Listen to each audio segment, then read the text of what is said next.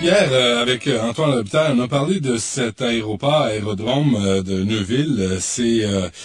C'est assez controversé et avec nous, parce que la population est contre, les élus municipaux sont assez contre aussi. Et là, ce que j'en comprends, c'est que parce que c'est de juridiction fédérale, ben ça outrepasse toutes les lois provinciales. Ça ressemble, en tout cas, on va me l'expliquer.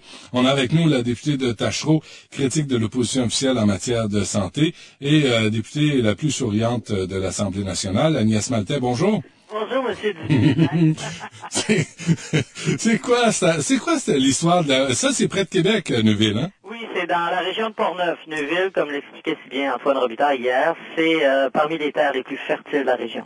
Et qu'est-ce qu'on a utilisé, là? Comment ça s'est passé? Racontez-nous la genèse de cette histoire-là. OK.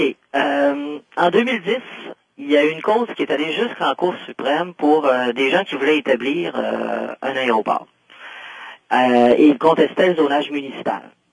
Ensuite, la Cour suprême, quand elle a pris sa décision, décision qui n'était pas unanime, tous les juges québécois étaient contre la décision qui a été prise par la Cour suprême. Alors, la Cour suprême a décidé que, aussitôt qu'il y a le mot aéronautique dans un dossier, la compétence devient fédérale. Donc, toutes les lois québécoises ne s'appliquent plus. C'est quand même extraordinaire, ça. Et oui, quand on sait que les juges québécois, eux autres, ils ont dit non, un instant, là, les juges étaient dissidents, ils disaient, écoutez, il y a des lois sur le territoire agricole au Québec. Ici, on n'a que 4% du territoire qui est agricole. Alors, c'est pour ça, puis c'est un de nos objets de fierté, qu'on a établi une loi de protection du territoire agricole. Et là, ça tient plus. Et qui est en faveur, qui est contre, qui est derrière le projet? Pourquoi on impose cet aéroport à Neuville? Parce que du côté de l'aéroport, les pros disent, ben c'est bon pour l'économie locale. Non, ce sont des privés qui s'établissent un petit aérodrome. Et c'est correct, ils ont le droit, sauf qu'ils ont acheté une terre agricole et ils n'ont pas le droit, on n'a pas le droit au Québec d'utiliser des terres agricoles sans que la Commission de protection du terre agricole, des terres agricoles l'accepte. Ouais. Alors là, ils sont en dehors des règles. C'est pas vrai au Québec, justement, à cause des pressions économiques, on a décidé qu'on avait le droit de protéger nos terres agricoles. On dit que c'est bon pour l'économie, alors expliquez-moi pourquoi les 5 maires des municipalités environnantes sont contre. Est-ce que c'est à cause du bruit? Non, c'est pas à cause du bruit. C'est le bruit, oui, c'est sûr. C'est aussi l'aménagement du territoire. Les gens ils tiennent à leur terre agricole là-bas. C'est la marque. D'ailleurs, Neuville, c'est une marque de commerce ici dans la région. Alors là, l'autre chose, c'est que ça peut se répandre. J'ai parlé à Bernard Généreux, qui est le président de la Fédération québécoise des municipalités, et il est tout à fait d'accord avec les maires qui disent que ça n'a aucun sens de laisser s'établir n'importe où les aérodromes sur le territoire. Mais à qui profite l'aéroport, Mme Maltais? À des gens privés, aux propriétaires. Mais il y a quand même de la clientèle, il faut qu'ils fassent de l'argent.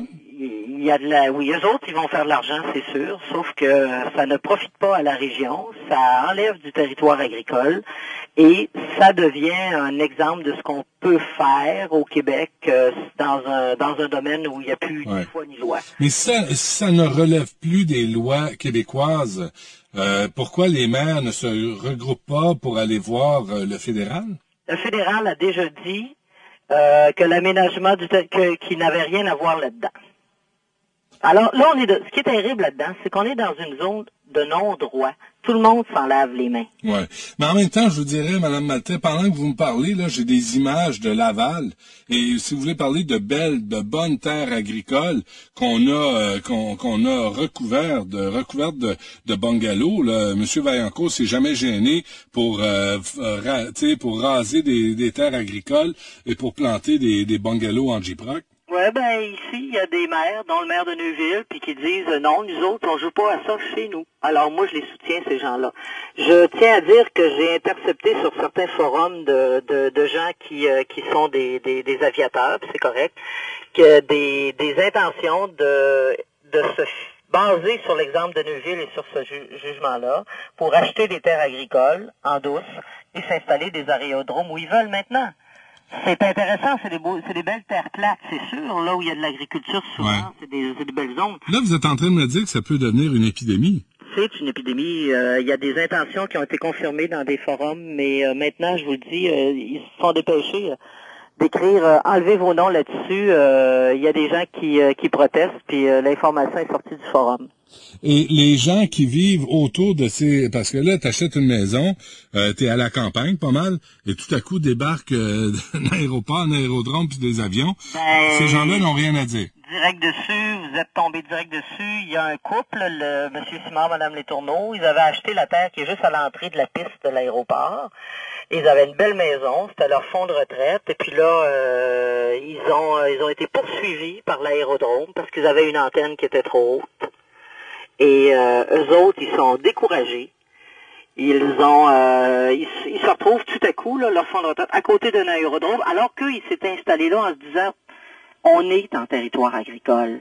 C'est ce qu'on recherche, puis ils se sentaient protégés par les lois québécoises.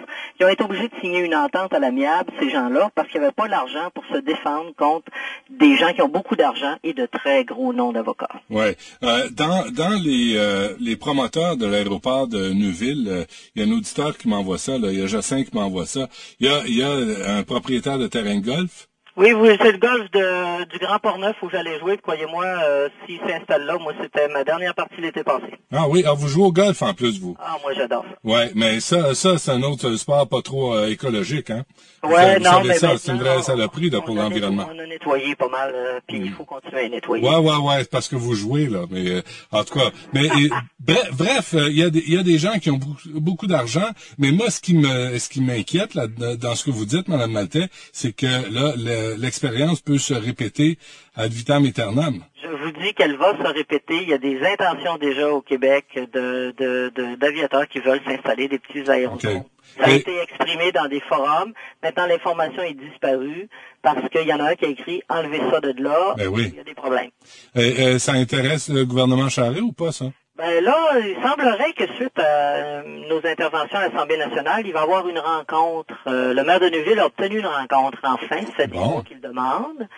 Il va y avoir une rencontre mardi, mais ce que j'ai compris du gouvernement Charest, c'est qu'ils n'ont pas l'air de vouloir défendre les lois québécoises là-dessus.